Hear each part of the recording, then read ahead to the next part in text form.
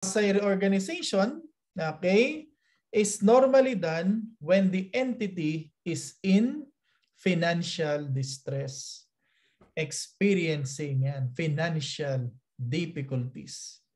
Okay, so this quasi reorganization will give the entity a fresh start. So clean slate yan, back to zero. Okay, so parang ano yan parang ang situation, parang yung entity, parang isang computer naghang.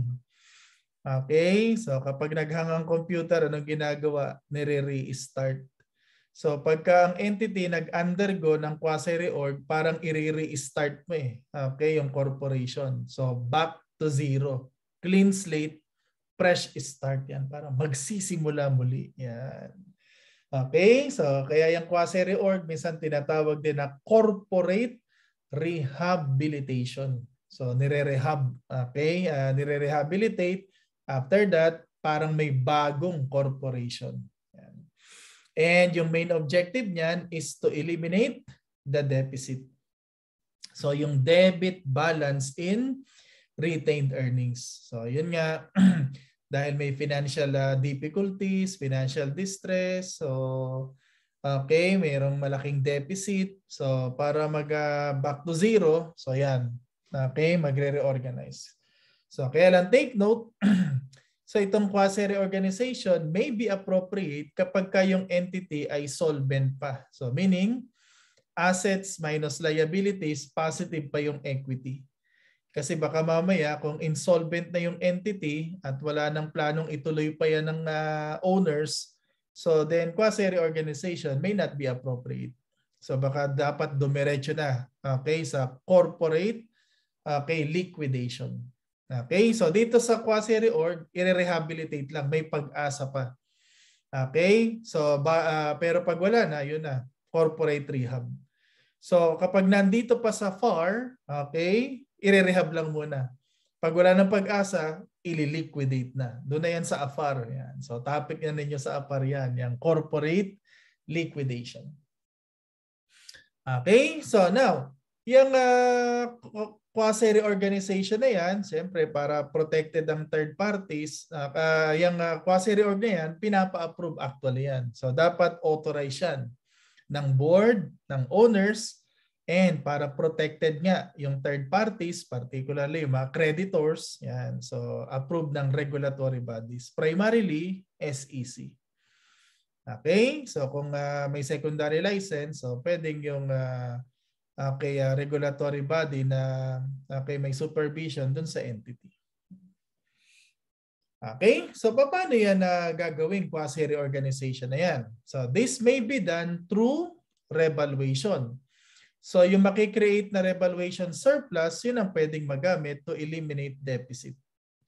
Or, which is more common, recapitalization. So yung share premium created, so yun ang pwedeng magamit to eliminate the deficit. Okay, now, number 17. So given are the following. Okay, so ang requirement, balance of share premium after the quasi-reorganization. So actually, mas okay pag ang question, retained earnings. Pag ang tinanong, balance of RE immediately after reorg, usually yan, zero yan. Kasi nga, back to zero, fresh start. Now, although not required, sige, computein na rin natin yung other components. So wag lang yung share premium, pati na rin yung other equity components. Okay, so these are the balances, last bullet point. Ito daw yung balances before quasi-reorganization. So there are 3 equity items: share capital, share premium, retained earnings. So debit balance, deficit. So prepare the following. Okay, so 3 columns. Although hindi required yung other components, yun lang share premium. Sama na lang natin. So share capital, ito yun. Share premium, retained earnings. So balances before reorganization. So here's the situation.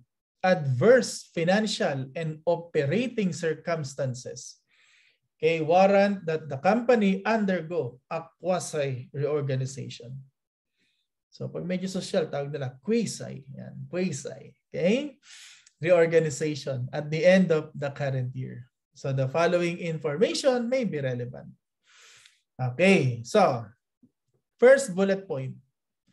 Inventory with net realizable value of 5 million is currently recorded in the accounts at its cost of 7. So we need to write it down by 2 million. Okay, so gawa natin to ng entry for emphasis. Okay, so debit, to recognize inventory write down. Debit, inventory write down. Kaya lang, diretso na natin sa retained earnings. 2 million. Credit, inventory. So to recognize write down of inventory. So effect on retained earnings, decrease.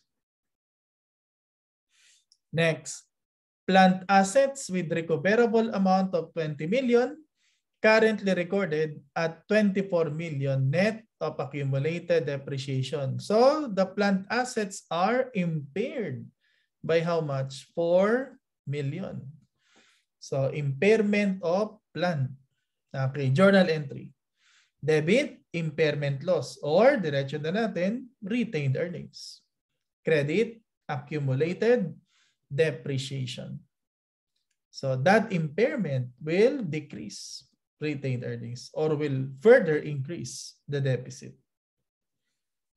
Okay, next, unrecorded accounts payable amount to 3 million. So merong accounts payable hindi na record. So effectively, may hindi na record na purchases. Okay, so journal entry, debit purchases or diretso na retained earnings. Credit accounts payable. So this will decrease retained earnings. Okay, individual shareholders contribute 5 million to create share premium to facilitate the reorganization. So here we can see the commitment of the owners to continue the business. Okay, so nag-contribute sila ng 5 million. No new outstanding shares pass to the company shareholders. So donated capital entry. Debit, cash. Credit, share premium. Donated capital. So increase in share premium. Okay, next. Par value of ordinary share is reduced from 100 to 50. So one way to recapitalize is to reduce the par value. Okay, so reduction of par value. So from 100 to 50, 50% reduction. So entry. Debit, share capital decreased by 25 million. So 1/2 reduction. Credit, share premium from recapitalization. So as noted earlier sa part 1, okay, so another source ng share premium yung from reorganization. So ito from recapitalization. So decrease in share capital, increase in share premium. Okay, so after adjustments, okay, magkano na ang retained earnings or deficit? So 15 million plus 2 million plus 4 plus 3. So magkano na yan? That's 24 million. So to eliminate the deficit, which is the main objective, okay, of this quasi-reorganization para back to zero, entry. Debit, share premium. Okay, that's 24 million. Credit, retained earnings. So decrease in share premium, increase in retained earnings. So immediately after the quasi-reorganization, share capital with a new par value, 50. Share premium, retained earnings. So notice, back to zero. As if there is a new corporation. Yan. Kaya tinawag na quasi-reorganization.